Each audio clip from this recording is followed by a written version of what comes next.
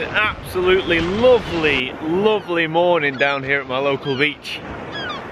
But unfortunately, I'm not entirely convinced it's going to be that great for some nice photography. I think the skies are a little bit too clear. Nonetheless, I've got to say it is good to be out to see the sunrise.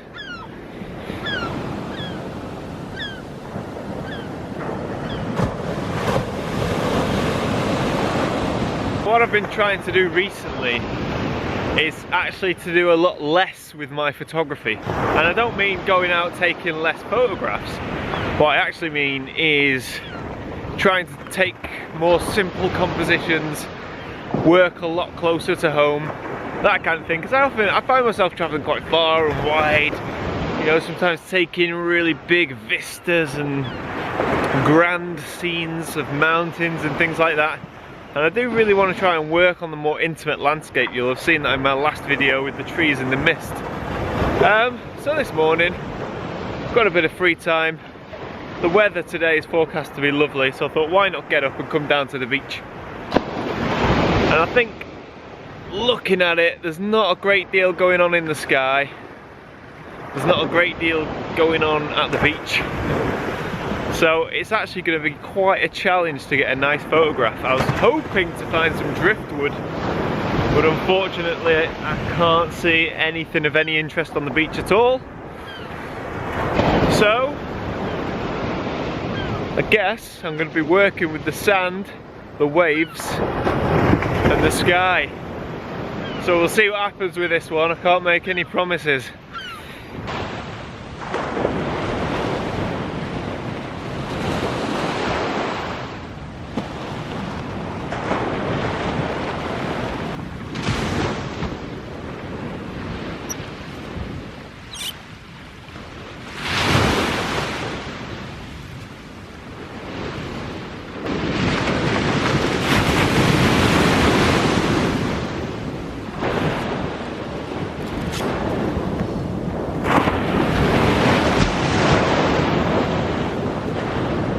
So the sun's coming up and I'm just working on a really simple composition here. We've got a single rock and we've got the waves crashing, and as the waves crash over the rock and they recede back past it, we're sort of getting an interesting shape slash kind of lead-in line kind of thing to the sunset. And it looks okay, it looks quite nice. It's not, yeah, it's not, I don't think it's the best image in the world, but still, it's nice to be out, and I think that's what counts. I think the thing with this type of photography is you've really just got to wing it, you know, because it's difficult to set up a composition because the waves are just constantly ebbing and flowing, the entire thing's changing all the time. So you can't come, set up, wait for the light, take one picture, job done. Unfortunately not, you have to take picture after picture after picture because every breaking wave is different. And you have to wait for that one perfect wave. It's going to give you that lovely composition, that lovely shape, that movement. And unfortunately, it's very difficult to judge. So what I end up doing is taking a good number of pictures and simply wait until I get the right one.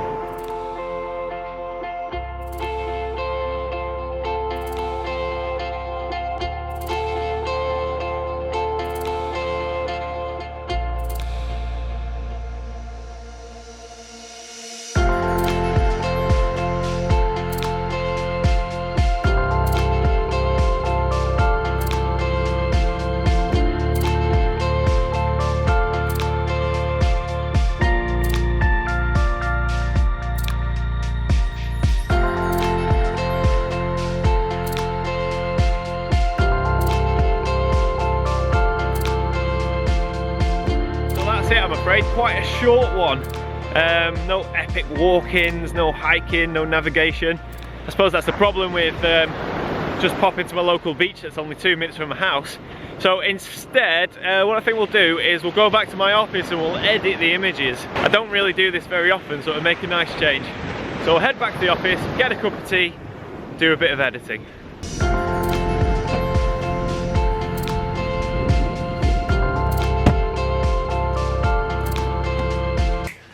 Okay, so we're back at the office and I'm going to edit that image that you saw previously in this video. If you follow me on Facebook and Twitter and all of that, you'll know that for a while I've been saying I'm going to release an ebook, and I've finally done it. I've finally finished it and it's finally ready, and here it is here. Landscape photography on location by me, Thomas Heaton. Now you can download this on Amazon.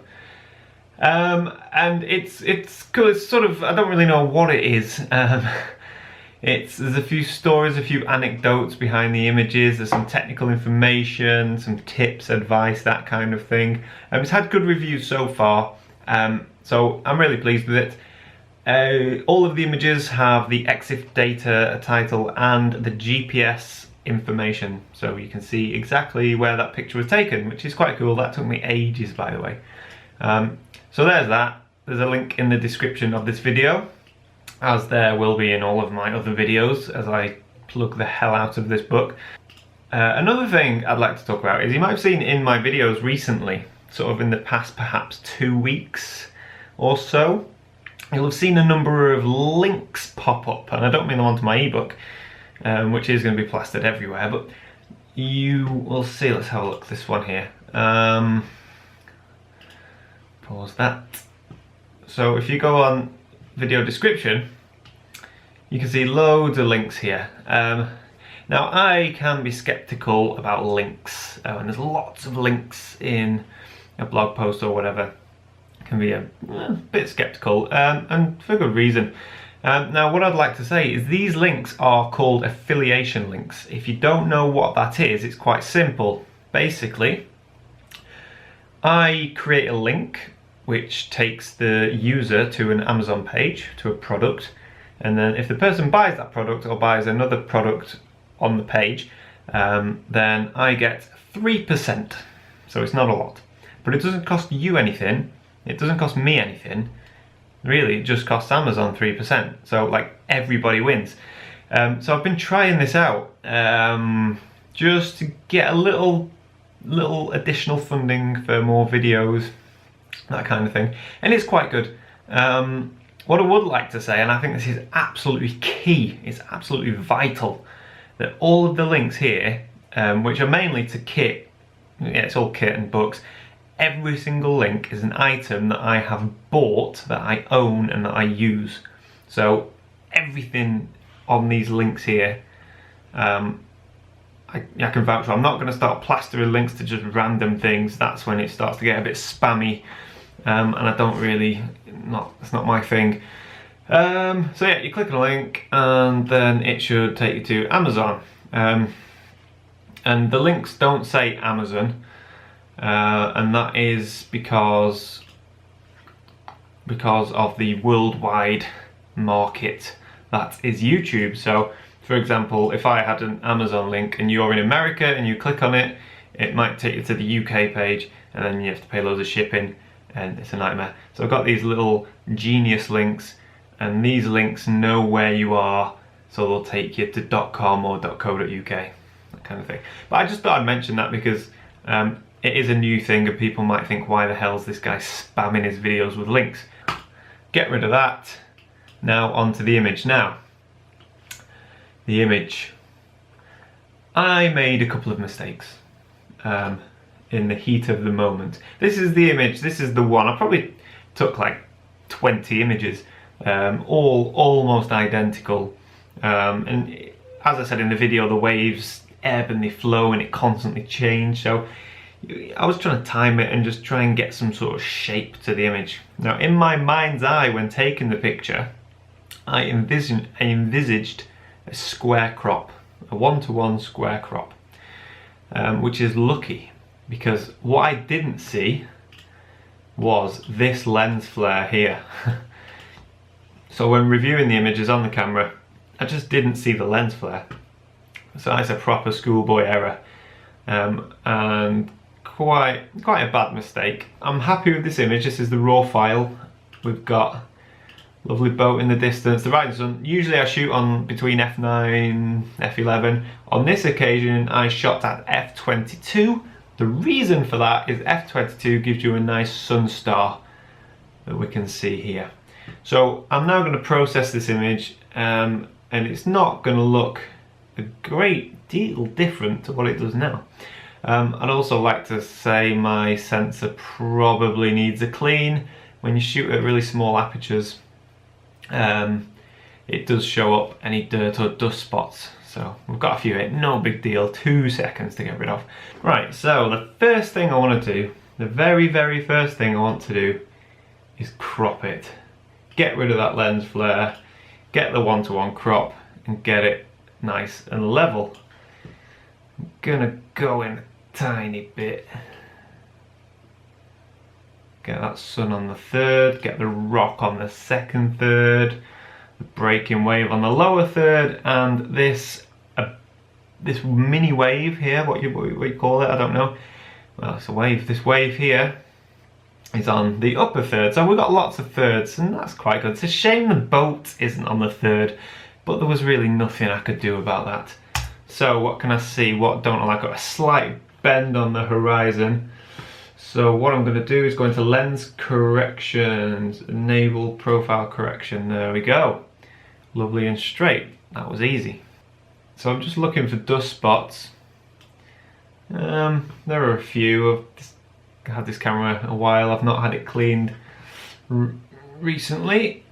I would say the image as a whole, not including the sky, is just a touch overexposed. It's a bit bright, so I'm just going to bring it down. Now when you expose for the sea like this, it's a really difficult exposure to make because you've got the bright sky, the bright rising sun, and then this was sort of white foamy sea that was reflecting the bright sky. So that was difficult to expose, and then the sand and the rock here at the bottom of the image, they're a lot darker, so as a result the middle of the image is just a bit bright, but that is a very easy fix. I've got my brush here with a very soft edge, and I'm just gonna pull it down a bit. There we go, about just over half a stop. I'm just going to bring the exposure back up a touch. What else? I'm going to pull the highlights back because that sun is still quite bright. There we go. I'm going to add in a touch of contrast. Do I need to play with my white balance? It can't hurt to try. So let's cool it down. Because I mean that sky is warm and orange. So I can afford to cool it down a touch without losing that lovely golden sky. There we go, I like that. It just gives it a nice vibrancy, you know. I really like the blues in the image. I really don't think there's any need to increase the saturation. Look, that's terrible. Absolutely terrible. That's plus 20. Awful. So we'll take that back down to 0. Sharpening. Now this as a whole is a soft image. The only detail that may need sharpening is that boat. So let's have a go at this. We'll increase the sharpening and then we'll mask it and see if we can just get the detail on the boat. And there we go, you can see the edge of the boat there in the top right corner.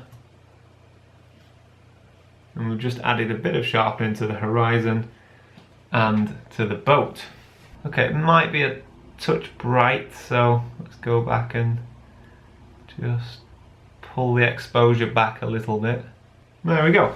Now, oh, hello. I can see a little dirt spot there. Let's get rid of that. Job done. Now, what I really don't like about this image is this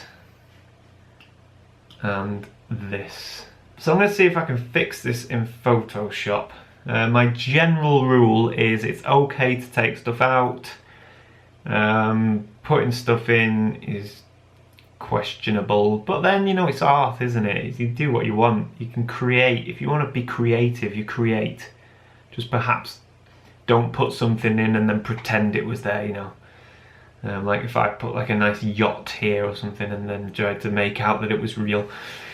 Right, so what I'm going to do is photo edit in Adobe Photoshop CC. Okay, so if you read my book, you'll know that I am not the world's best Photoshop technician. Mainly because I'm quite lazy. I much prefer being outside. So I'm going to get rid of these hotspots, and I really don't want any comments about how I could have done it better, because I know that it can be done better. So what I'm going to do is I'm going to create a new layer, and I'm just going to use the stamp tool on this bottom one. I'd be interested to know, and be honest, when the image first came up, when you were watching the video and the image came up, did you notice this? Because now I'm showing you it. You know, what I often find is, if you don't know something's been photoshopped, you never know. But as soon as somebody says, oh, I took something out there, you can suddenly see it. So I'm curious, did you notice that before I've shown you that I've done it? It's just this section here that I don't like. I mean, it's perfectly natural, but I find it distracting. Content aware, come on Photoshop, do your business. Not bad, not bad. Let me see if I can just, okay. So what I've done is I've selected the stamp tool, but I'm just bringing the opacity down to about 50%, and I'm just gonna go over there. All it does is when you do content aware on Photoshop, sometimes it leaves it like a hard edge where you can see a shape. And I've just got rid of it. I'm lucky that this was a slightly longer exposure, which has softened the water, which has actually made this a lot easier. Almost there. Just this still bothers me, this spot. So again, I'm going to go back and see if Photoshop can help me out. Come on.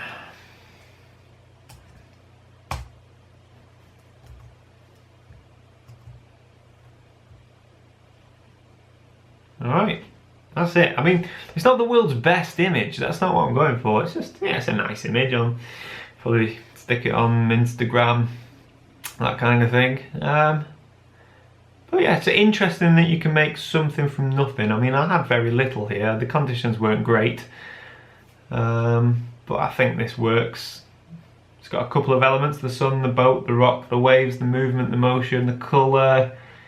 I'm not going to sell it, I'm not going to print it, so I don't mind doing a quick budgie Photoshop job on it. So, thank you for watching. I hope you've enjoyed it, and remember, I've got an ebook, and don't be scared off by those links. They're all good intentions. Thanks for watching.